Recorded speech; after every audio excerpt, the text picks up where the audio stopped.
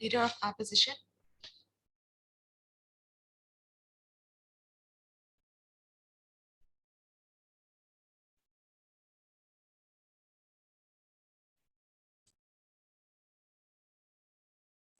Am I audible and visible? Yeah, yes, you are.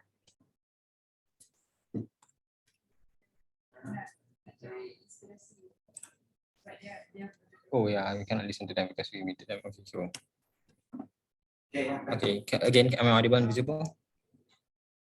Yes. Okay, cool.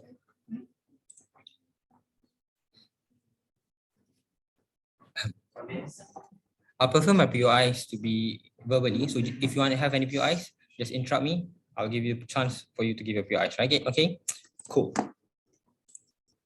I'll start my speech in 3, 2, 1. I think the government side in today's debate shot themselves in the foot when they say that constructive journalism and confrontational journalism basically share out the same news, because this is simply just not the status quo. Constructive journalism and confrontational journalism, there's a clear line between the both, and they cannot just simply say that these two things are parallel and you'll just harp on their harms in the first place, right? But before we start today's debate, I think it's important for us to actually have a proper setup and proper characterization on what is confrontational journalism and also constructive journalism, right? So firstly, the definition of authoritarian states is because these citizens' rights, their rights are insufficient in the first place, because these states exert the control of their people, right? Therefore, what would look like is that the government would actually control media consumption. All of their medias would actually be controlled, right? As an example, maybe the news on the China, as an example, does not show that Shanghai is actually having a food crisis. Like the people do not even have any food to eat in the first place, right? This does not happen in the first place.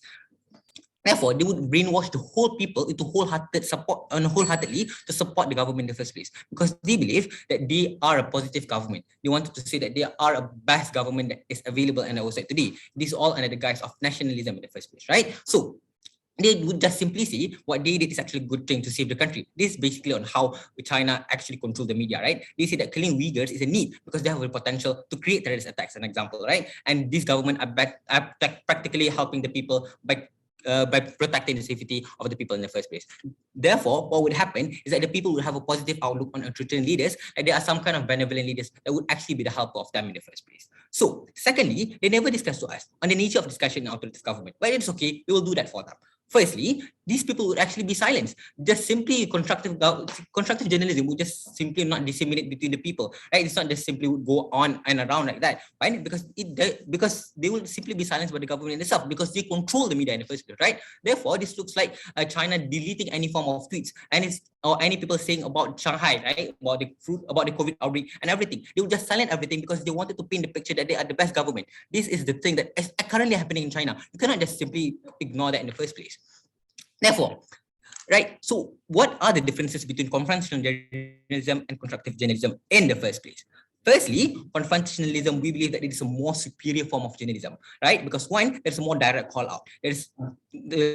Because there's more criticism of public policies, there's more direct language use, and we harp on their harms, right? What they did in the first place, and we said it's okay because what they did is actually very, very bad. Therefore, we need to do this in order for us to actually disseminate more information and more accurate information to the people in the first place. And secondly, sure, we bite the bullet. These journalists are willing to die, but not every journalist would want to die, right? Constructive journalism would also exist under our world, but we just have to tell you that confrontationalism is a more superior form of journalism in the first place. You cannot just simply force confrontational journalism to switch to constructive journalism once they are committed to it, right? Because this will not simply happen, because at the end of the day, if you are committed to confrontationalism, you cannot just simply have Russia, you can just simply get Russia out of your bite in the first place. So secondly, what is constructive journalism in the first place, right? Oh yeah, but before that, a bit of another layer of characterization towards constructive journalism. One, these journalists actually applaud the success of governmental policies. They would sugarcoat what they say because they do not want the government to chase after them. They do not want to be chased out or maybe go out of the country. They do not want to flee the country in the first place, right? Because therefore their journals will actually look like they made some mistake. The government made some mistakes and they could have been better in the first place, right? Because this infos maybe biased and sugarcoated in the first place, because they believe that these governments are morally good and they just have made some mistakes. This is what constructive journalism happens. Therefore, there is no some sort of accurate journalism under your world. Before I move on to more to the setup and all, to the model of the comparative and also my arguments, some rebuttals. Firstly, they shot themselves in the foot because they say there's a contrary, because they say that they are going to disseminate accurate information when they have constructive journalism, right? But people in China does not even know the deaths of Uyghurs in the first place. We question them that and they agree with us. This proves to you on how constructive journalism does not disseminate accurate information to the people on the ground. Secondly, they say that we're going to have the exact same news, but this is just simply again and again showing to you on how this constructive journalism would not actually disseminate accurate news in the first place. Because because under constructive journalism, even if you question the government, the scale of your journalism is minuscule at best, because it only reduces to 2 sentences of criticism, because most of your journalism is only going to consist of maybe you praising the government or maybe saying that what they did is good and bad or things like that. So secondly, I think it's important for us to actually look at how will the people respond to confrontationalism and how people are going to change anyway, right? Firstly, how will people respond to confrontational journalism in the first place? The people will only think that the government is improving itself in constructive journalism, but under confrontationalism, because we harp more on the harms that the government actually did, the people will actually think that this country is actually bad, that this government is actually bad, and they have done so many atrocities. Therefore, in the name of nationalism and in the name of nationalism, and they actually care for the country, they are more likely to save the country in the first place. Secondly, in terms of change, right? Okay, basically change in authoritative government is just impossible, right? You cannot just simply have more accurate information and then everyone in Russia would want to have, and even if everyone on Russia gets like accurate information, it's not like simply just Putin would go down just because he doesn't have support. This would not happen because this is an authoritative government in the first place. Change is just basically impossible in both worlds, right? We just have to tell you, under confrontational journalism, because more accurate information will go down to the people, therefore this is actually better under our side of the house. Look, why confrontational journalism shows the exact state of the government. Firstly, because you expose the wrongdoings of the government. Because people have the right to know the true facts of the government, right? Because people have the rights to know the true state of the government in the first place. Under constructive journalism, you just don't have this because they would only walk around eggshells and do not want to have the government to be on their back in the first place. And why is it the best and the most strategic way? The comparative. Look, firstly, confrontation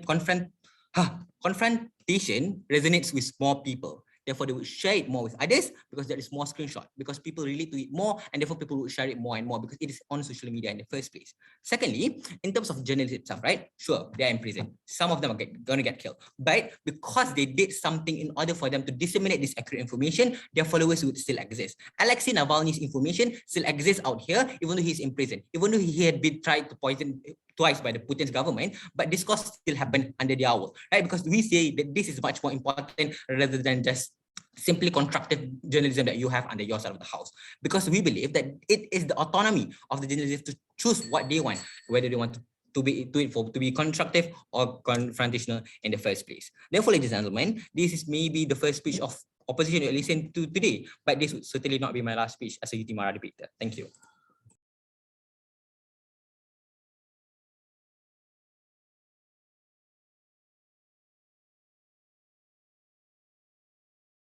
Thank you so much for that, speaker. Now let's invite the next speaker. Here. Hello, am I audible? Yeah, you're audible. Okay, just a second, yeah? Okay, I will begin my speech in 3, 2, 1.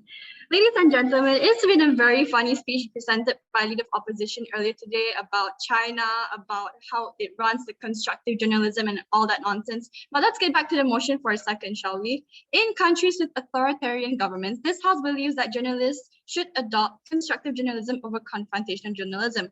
First of all, I would like to structure my speech into 2 parts. First of all, I will rebut the opposition's arguments. Only then will I move on to my 2 arguments, which are promoting nuanced understanding, and secondly, the safety of the journalists and the public.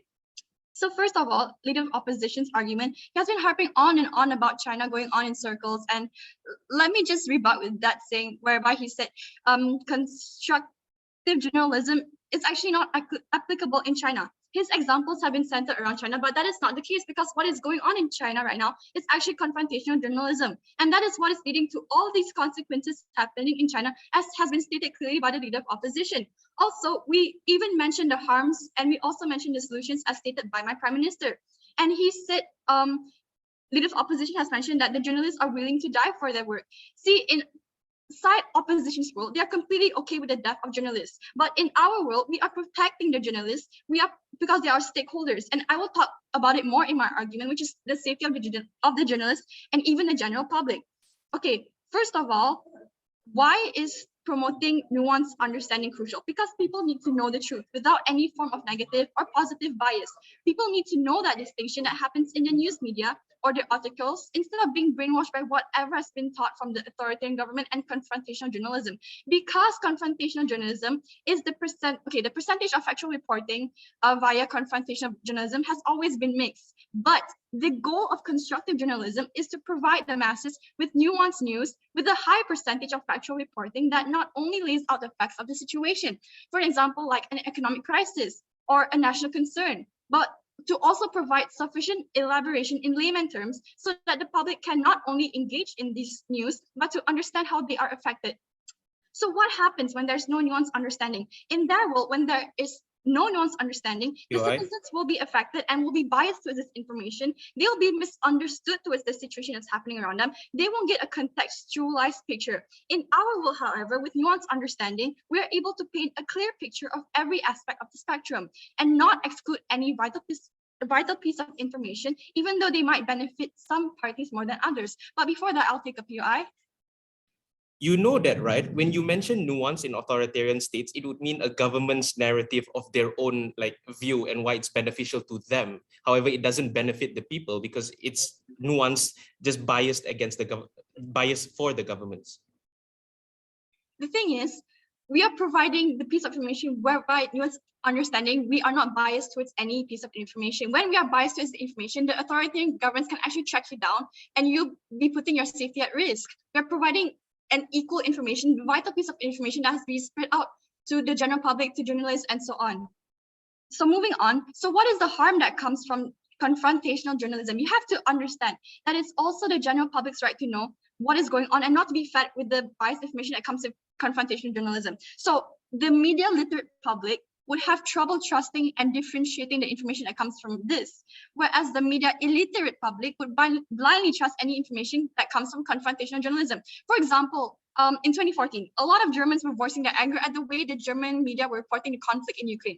So what happened was that a lot of the public were skeptical. They were frustrated. They could not longer believe the media until a magazine called the Media Magazine started operating around this constructive and independent journalism. So it is now one of the most important German magazines media because of the quality of journalism. Quality journalism is what we strive for in this house, but it cannot come at the cost of putting our journalists' lives on the line as well as the general public, which brings me to my second argument, the safety of the journalists and the public. So why is this important in today's debate? Journalists play a massive role in dealing with the politics, the governments, and all sorts of crises that happens around the world. And of all sorts, yes, that is their job. We can concede to that. To go out to the call of duty and to deliver the right message and the information that needs to be voiced out in the media. But what happens, in our world, when there is safety for journalists and the public, trusted information is spread all around and it is easier and more feasible to mobilize people around a cause.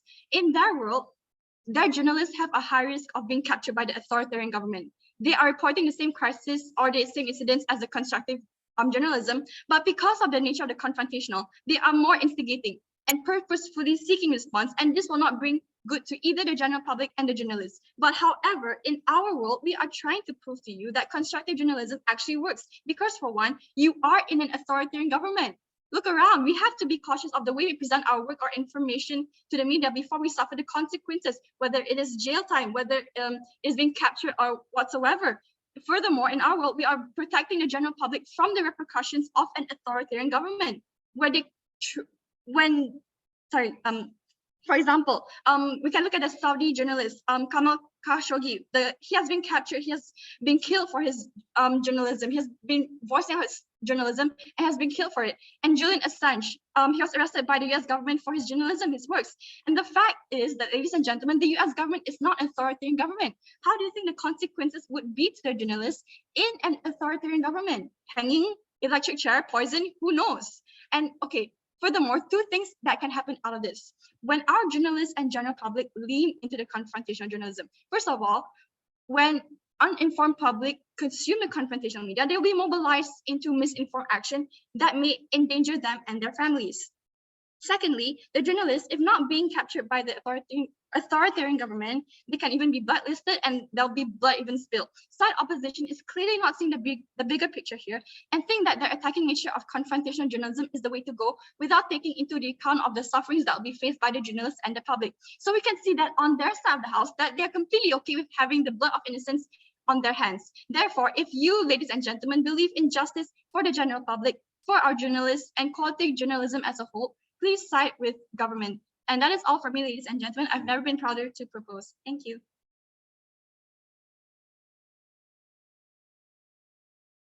Thank you for that speech. Now let's welcome DLO.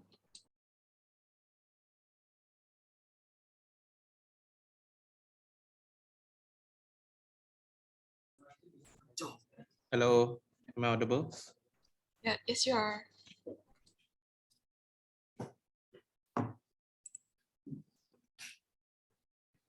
Okay, hold on.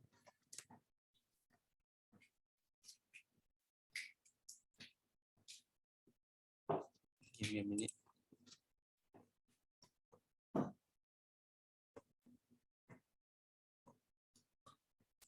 Okay.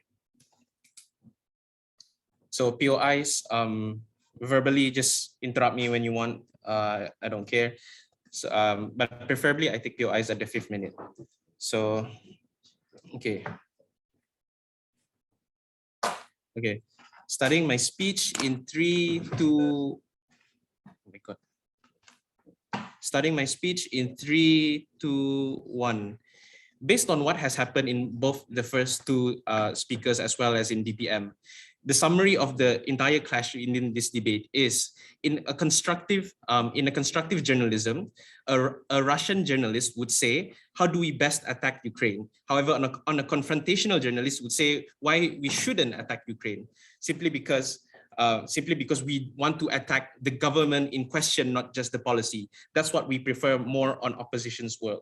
I think I'll do 3 things in my speech. First, I'll point out some observations. Secondly, rebuttals, and thirdly is the arguments. So, firstly, on the observation, they already shot themselves in the foot by saying that if the news they're giving is unbiased, then when we POI'd them about the Uyghurs, they said that the average Chinese person in China would not know anything. Thereby, or they're already concealing the fact, and they already conceded that constructive journalism is leaning towards pro-government news and not unbiased, citizen-focused news, right? So before that, they also think that confrontational journalism is like Twitter, whereas we'll just call them outright hateful articles without providing any sort of reason, without understanding that journalism is something that is a passionate career. A lot of people are willing to do all these things in order to help create a better state for them. Okay, firstly, I think to set things straight, the trade-off that we take is that, of course, more lives are going to, more journalists are probably going to die or be like kept in jail because of this. But we already told you that the people who are undertaking this confrontational journalism already consented to being being a martyr for the people, putting themselves in danger to get this information out to the people, regardless of whether they end up in jail or dead. Hence why we win the information war, where we provide the counterbalance towards like governmental news by prevailing on why we would have greater scale of awareness. I'll take your PI later. Greater scale of awareness towards these people, right? So firstly, secondly, their response towards like how news is always equal is like uncharitable towards our side, because we already characterized when in terms of constructive journalism, it looks like being appraisal towards the government, downplaying their mistakes, omitting important facts to make the government look good, and they only want to fix their current policies and not actually critique the actual government, which is corrupted people who abuse their power, people who manipulate the narrative for their own gains. This has not been answered by government side whatsoever. Secondly, in terms of confrontational journalism, we told you that we're not just gonna randomly write random news about them, but we're going to give criticism towards the government. We emphasize their failures because their failures are so detrimental to the people, right? They also do a lot of human rights abuses, things like genocide in China, things like corruption in both Russia and China, things like invading another country under the pretenses of eradicating Nazis for Ukraine. These are all the things that the governments of authoritarian states do not want, right? So basically, all in all, we only have to prove a few things. Firstly, on why information is better on our side. Secondly, why the trade-off for losing these lives is worth a lot towards the citizens in that particular state, and why our news is much more better and clearer. But first, I will take a POI. Okay, POI. So your entire, so a lot of your case so far has revolved around the spreading of news in China. And however, have you not failed to realize that constructive criticism has not been implied in China? The only kind of journalism that has been in China is confrontational journalism, and the results are exactly what your side have been saying all this long. So how do you respond? Okay, firstly, we use China as an example. I can just keep using Russia and over again. It's still the same thing. Secondly, is the reason why we see a lot of confrontational journalism in China is because people are so critical of the government. People dare to speak up. People dare to challenge the government, and that's what we prefer. Rather than them being the parrot of the state media, we prefer them fighting for justice, fighting against human rights, fighting against calling out the government without needing to concede any sort of fact or without like bootlicking the government. Hence why it's more better. And before you bring an argument of change, I would like to say change is minimal on both sides because it's an authoritarian government, right? What can you do? But what we can do is give this information out to the people so that they're in the know, so that they know of all the governmental abuses, and they have to, they have unbiased information because number one, they've already been given state media. Secondly, they've been given this confrontational journalism that acts as a counterweight. That's why like people get more better understanding of a certain situation on our side. So now what's mutually exclusive on our side? We told you that news will probably be better because on our side, there's a higher likelihood people would know of all the serious and heinous crimes that goes on in their particular state, whether it be, genocide or whatever. But on your side, that wouldn't exist because people would just believe your narrative, believe your nuanced approach to news when it's actually, the manipulation of news through the state. So I don't think you have to, challenge that simply because in your world, there's less because if you prefer more constructive journalists, then there'll be more constructive journalists willing to shield for the government, less likely to be brave, step up and make a change. So lastly, on why our information is the best strategy and best impact to give the people accurate information. Firstly, government gave a lot of examples about Time magazine using constructive journalism, but they used an example of Germany, which is a democratic country. They also listed Jamal Khashoggi, which is also an example of assassinations committed by the Saudi government, which proves that these people are willing to die to give their messages. Not only that, more innocents die on your side because there's lack of an awareness, right? People don't know that people are dying. People are just left in a bubble, in a vacuum, not knowing not knowing about all the things that are happening in their environment and especially in their state, which is exactly detrimental. So on a scale of information, opposition side has more awareness, and we are definitely willing to take the trade-off that at least if some journalists die, it's still for the greater good because they act as martyrs. And just like my prime minister said, there will always be supporters of this kind of information. There will be always people rallying for a change in the government, even though it's minuscule and incremental. We prefer that much greater on our side. So I think government now has to defend why this constructive journalism is bad, instead of just saying that journalists will die and that their news will be equal. Other than that, never been prouder to propose. Thank you. Oppose, thank you. Thank you so much for that speech. Now let's welcome the government here.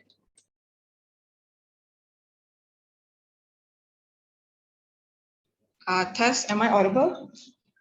Yes, you're audible. I will begin my speech in 3, 2, 1.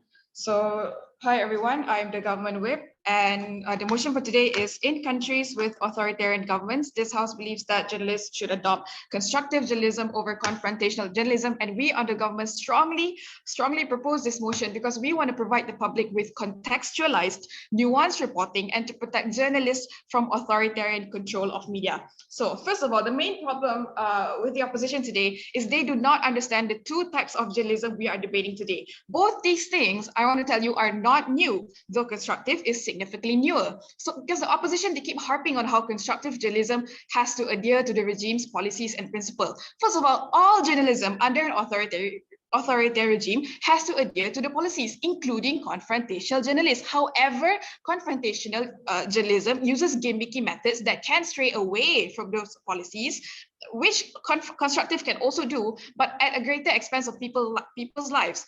Because constructive journalism also confronts the issues, also confronts the public, but via a more building and constructive method. So done with further elucidating the two terms that the opposition is having trouble with today, I will now rebut the arguments on the opposition side. So first, I'll start with the leader of opposition. So he talked about how confrontational journalism is more superior as it is more direct and instigating, and he says this will work. First of all, this statement is where it is clear that the opposition doesn't even understand the method of journalism they are defending. Confrontational journalism includes things like panning and zooming of TV cameras that insinuate guilt and etc. So you think you won't be shot down for that? The goal of constructive journalism, however, is not only to disseminate nuanced information.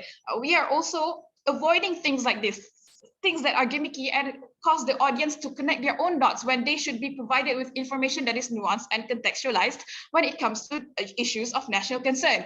And then he talked about the severity of the situation and how some, severity of living under an authoritarian government and how some journalists are willing to die. Yes, we agree on the severity of the situation because an authoritarian government is no joke, but that is why overpowering these governments through mobilizing the people is important, and the people cannot do that if they are not properly informed. They cannot do that safely if they are not properly informed. That's why, they are saying some journalists are willing to die. So you as the government, if you are, do you want to let that happen? Because we on the government side now, we not only want to protect the people so that if they are inspired into action, it's informed action, and journalists, it will also protect their lives. He also mentioned, from the leader of opposition to the deputy leader of opposition, they kept mentioning China and how constructive journalism in China hasn't worked. First of all, we have already made it clear that it hasn't been implemented. But you know what countries have news outlets that are publicly constructive?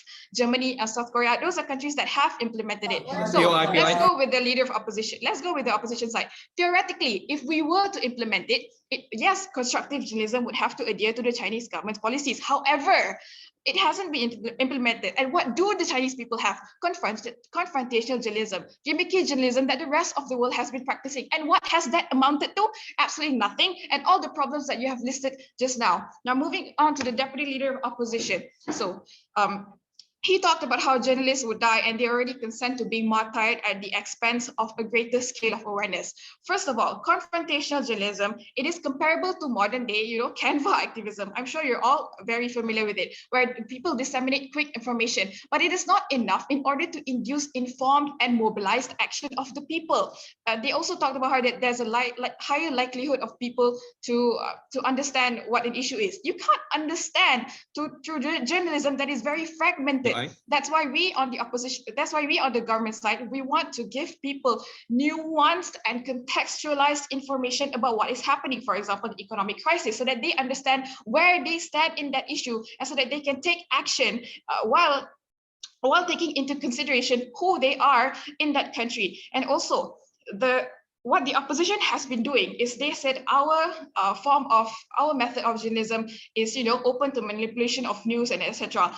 First of all, the manipulation of news is not exclusive to constructive journalism. I want to ask you something. For example, what if on the opposition of an authoritarian regime, there are multiple dissenting parties and opinions, because there can never be one singular opinion if you're opposing an authoritarian regime, because different people have different points of views. So that's why even confrontational reporting, their reporting too is perfectly open to manipulation and bias. So that's another red herring that has been brought up multiple times by the opposition side. They are mentioning flaws of confrontational journalism that is not exclusive to us, and they themselves are perfectly open to those types of manipulation. However, we on the government side, we have an upper hand in mobilizing the people, in protecting journalists, because we are giving them perfectly nuanced and also fair and accurate information about a certain issue that is of national concern. Now, moving on to the main problem, so the main problem of the opposition side today is that they are protecting none of their stakeholders. They are absolutely protecting no one, and their payoff is not guaranteed. And I'm not even talking about the payoff of people overthrowing government, but the payoff of people even learning what is actually happening. So the main clash is that, who would help mitigate or overcome the severity of the control of an authoritarian regime?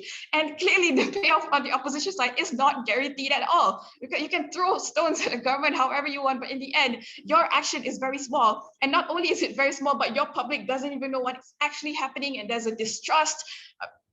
So that is why you should side on us, on the government, because we not only want to protect the journalists, we not only want to make sure that people get their accurate information, but we also, as has been mentioned by Prime Minister, we want to provide people with information so that they can protect themselves. And if they want to, if they are inspired into action to overcome these authoritarian regimes, they have all the information they need. They have contacts, they have, safety nets. They won't only, get inspired into action because of a random instigating one-liner in the news, because of random instigating one-liner on the radio, just like what has happened in history. For example, during Nazi rule, right? So Nazi children, young boys, they are 15, 16, they listen to radio, they are inspired into action through confrontational news and one-liners, and then at the age of 17 they die. So that's why we don't want people to go through that. We don't want, and also we don't want journalists getting captured by authoritarian regimes. And so that's why you should that's why I'm very proud to propose, and you should side with us on the government if you actually care about today's stakeholders. I'm very, very proud to propose. Thank you so much for the speech. Now let's welcome opposition whip here.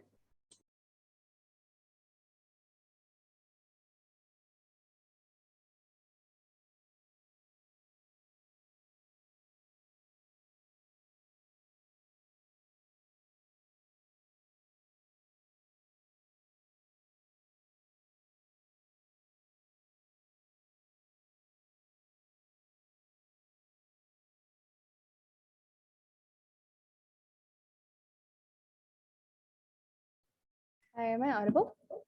Oh, do you mind turning it off? Yes, you're audible. All right, great. Verbal POIs, please. Okay. Starting my speech in 3, 2, oh, sorry.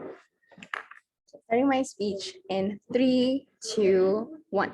We think that there is a large logical leap in the case being made by side government, because firstly, right, not only do they not buy in or understand the characterization of authoritarian states, right, they want to paint these people as like benevolent actors, and somehow like the succumbing to these narratives would then help people on the ground. Especially when we've told you how this narrative would actually look like. It looks like hampering to the government's successes only and not emphasizing on the shortcomings that they have committed.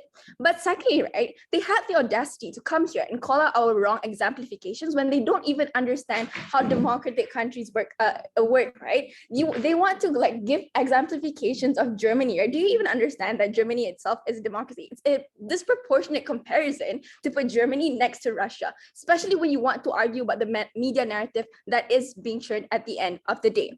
Okay, another piece of color, right? Throughout their entire bench, right, they wanted to talk to us about a nuanced form of understanding, but understand how they've never really exemplified how this looks like. To all we know at this very speech, right, this nuanced argumentation could be a whole piece of writing with 2 mentionings of how this government is not performing well, right? We think that to make it like a more equal debate and something that's fair, right, we think they have to take the hard stance of just defending that you're just going to succumb to government's narratives and painting these people as a benevolent good. All right. Please. Issue then, I'll take you in a bit. We think that the most important issue in this debate is actually the weight of information in this debate, the weight of information that's actually being relayed to the people. Because understand, right, there has to be a linkage to how acceptance of information by the people are going to be, right? Because on their side of the house, right, there's only going to be an influx of information being manufactured into society because all they're doing is just prolonging status quo and continue relaying what the governments are already doing. That's why we've been explicitly telling you that they're not going to change anything at the end of the day. They're still going to succumb and defend the policies that are being made by governments. They're not going to have any change or like incite any rational thinking among people because these are the same pieces of information that has been utilized to brainwash these people for the entirety of their livelihoods. But before I continue, sure. First of all, that is an assumption that in one piece of writing, there'll be only 2 lines criticizing the government, because constructive journalists, you can also get killed. However, you get to disseminate more information before you get killed, as opposed to you only say one sentence and get killed. On our issue of weight of information, but also, right, understand that it's not assertive of bets because your side has never done any legwork to prove this mechanization and this impact, right? If you want to argue impacts, number one, you should already prove how this would happen, right? Number two, you also need to prove the importance of like churning out these great narratives about the government. You can't claim the benefits of helping the narrative of information and balancing the rights of information without proving those 2 things. That is the burden that you have to take on your side of the house. But even so, if you want to take it, it's a bit too late. Okay. So now in the issue of weight of information, right? We think that the type of information that's received on people on the ground within status quo is something that's sugar-coated, right? Because the narratives are going to harp on the benevolence and benefiting the governments, because we think that governments want to seem legitimate to continue appealing to their peoples, right? We think that's because of those reasons, then it is more meaningful to have people calling out and criticizing directly these leaders that are in power because of the resonance of journalism pieces that are ignited from these pieces, right? There's going to be an inclusion of emotional aspects of sympathization and shared struggles because we actually understand the inner workings of this government. We know where they lack specifically, and there is actually a narrative that supports the inner thought inside of your head, right? Inside the head, right? This then sparks the curiosity to realizing that there must be great value to this piece of information, which then translates to more newsworthiness of people actually talking about these among themselves, right? We think that in government's world, there is zero likelihood of exposing happening, so people are never going to question things that they don't even know about in the first place. For that reason itself,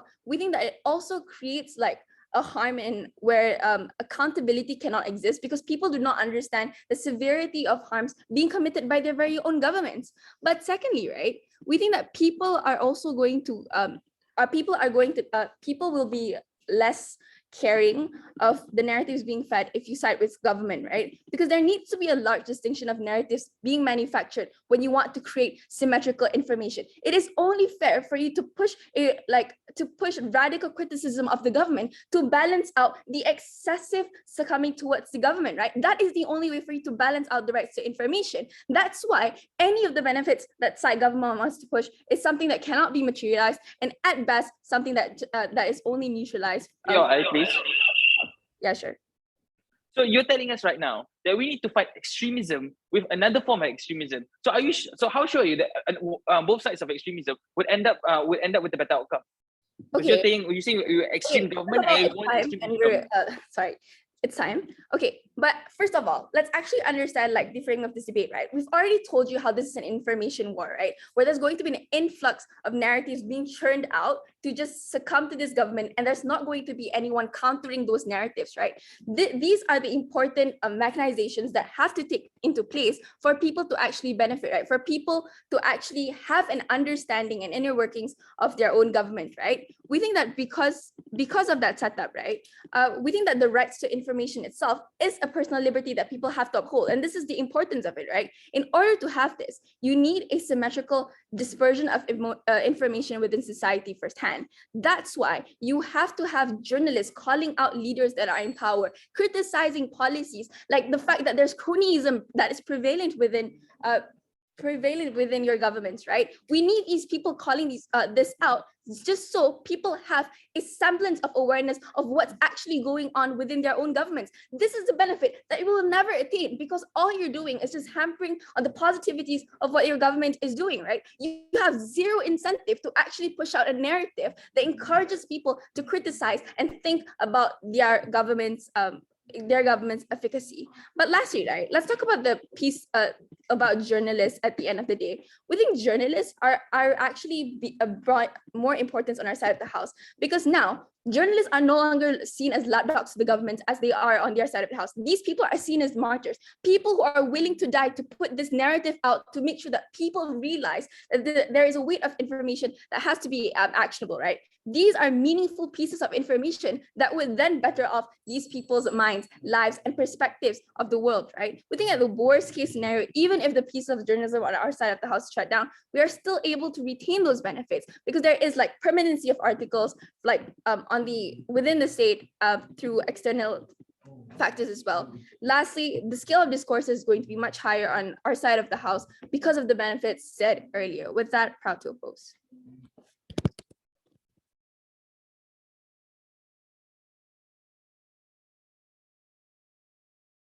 Thank you so much for that speech. Now let's welcome opposition reply.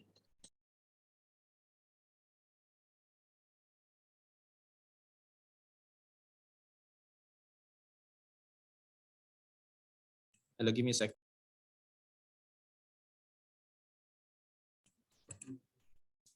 Okay, am I visible and audible? Yep, yes, you are. Okay, so starting my speech in 3, 2, 1. Panel, I think this debate draws around parallel because government refuses to engage with our debate and does not and refuses to expand upon their setup.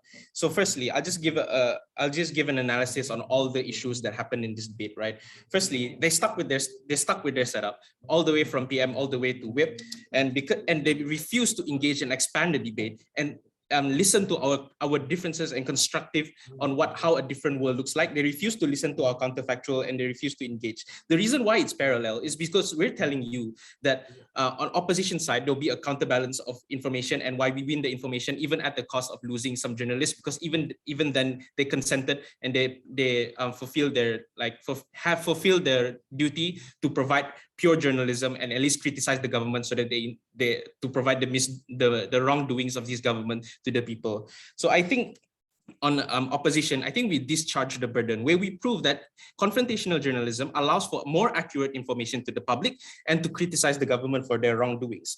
Government simply didn't do this. Government just says that we will do constructive criticism, but they give democratic examples and then they say that, oh, this news is more nuanced and this news will be more equal. But they fail to understand that we pointed out that in a pro-authoritarian state, the government controls the media. Thereby, if you provide constructive criticism, you're just parroting what they say. They need to say it's pro-government. There's a lot of brainwashing going on. There's a lot of propaganda going on. And since they don't like me using China as an example, I'll use Russia, right? Russia also commits all these things. They commit human rights violations. They suppress their people and they control the media. Meaning to say, if you conform to more constructive journalism, there'll be more one-sided news on your side, government, rather than on our side where there's a counterbalance. And that counterbalance is important even at the cost of some journalists, because even though they die, a lot of people know why they die is because they're fighting for a particular right or they're exposing a particular human crime, right? Human rights abuse.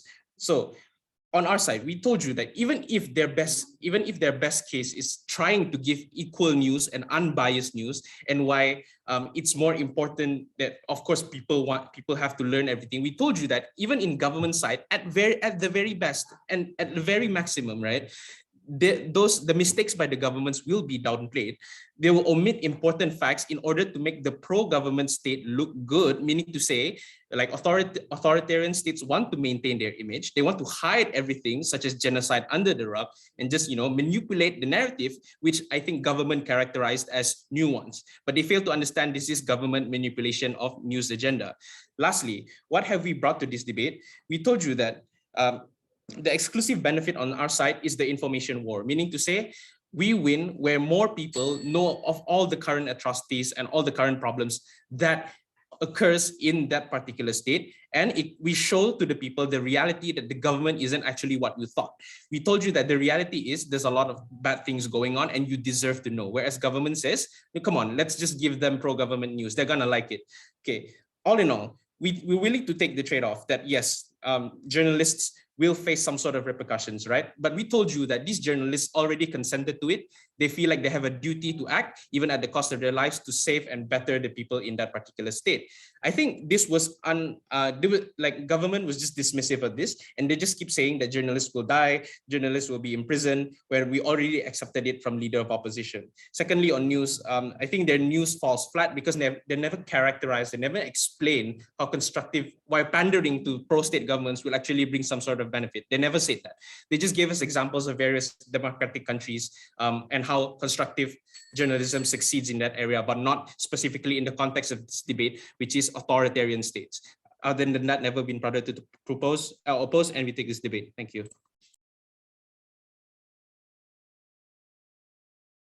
Thank you for that speech. Now let's welcome government reply to end this debate. Here.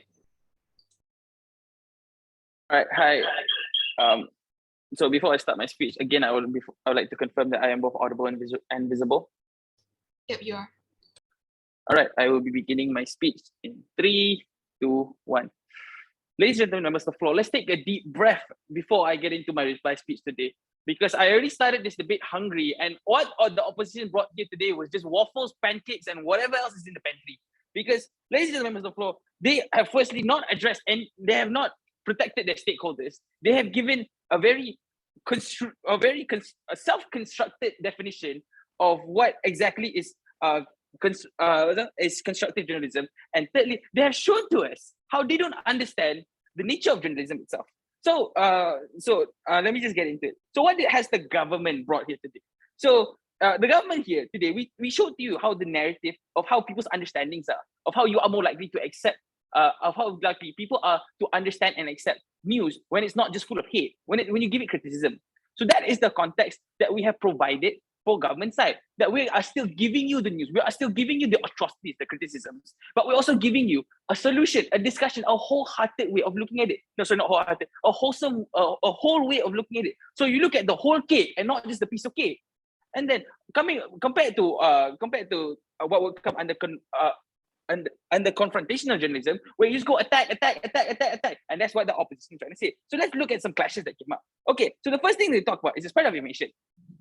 So because it's in an authoritarian government, both sides have agreed that, yeah, there will be suppression. However, on their side, what will happen? It will be mostly attacks. And then one thing they failed to understand, which was pointed out on-site government, is that in authoritarian governments, most people would be politically and socially illiterate. They wouldn't be able to understand what's happening. So how do you combat this? How do you provide them the best education? Do you just provide them war propaganda? No. Do you provide them hate? No. You provide them information and what they can do as a person, because some people don't know that. And we're trying to provide that, especially in an authoritarian government, which side government has explained, which side opposition has failed to conclude, because they are equating constructive journalism to support to government propaganda, which is something they have been harping on the entire time. Also, they have been cherry picking. Also, throughout the entire debate, they have been cherry picking on one country, which is China, who has not implemented constructive journalism. However, what they have there is confrontational journalism, which is all the damages which side opposition has been shooting themselves in the foot with. So going on, the next clash, which is pretty prominent in this one, which is the trade-off. Okay, so who are we protecting here? So on both sides, because it's an authoritarian government, what do we have? We have authoritarian government trying to shut down both sides. Okay, so what happens on side opposition, where they oppose constructive criticism, constructive journalism, and go for the confrontational one? It comes to status quo. You have Jamal Khashoggi dying. You have people in China being suppressed down, being pushed down. However, on-site government, yeah, because when you oppose the government, of course you get shut down. But as we already mentioned, at least on-site opposition, they say, well, at least the news has been brought out. These people died for something. On our side, because it's less hostile. So yeah, they might get that, but there also is a chance that they won't die. So there's less casualties on our side. One, secondly, the news that we brought out is only more informative compared to what side opposition said. But of course, they just throw more waffle at us and deny the entire thing. And lastly, we talk about the acceptance of the news, because on side opposition, they try to paint this picture that we are just not, constructive journalism will be nothing more than waffles and government propaganda. However, they fail to understand that on their side, because of how many narratives can come up, because they're assuming there is one centralized regime, the one centralized counter-rebellion regime that's trying to fight out the oppressors. However, as pointed out by the whip, my whip, there are multiple ones. So there will be more false information. They'll be propagating their own agenda compared to on-site government. When we spread the news this way, we are spreading to you a more wholesome and more conclusive of what's happening, and in a manner which is more acceptable. So, ladies and members of the floor, as I pointed you in all clashes here today, government has brought cake, and these people and on-site opposition, they have brought waffles to this cake competition. With that, I rest my case. Thank you very much. All right, thank you so much for that speech. Once again, congratulations to both houses for beating it thus far. Both teams can just cross the floor and shake hands virtually. Now, I think debaters can remain to the main room where the results will be announced there later, and judges can stay for deliberation. Thank you so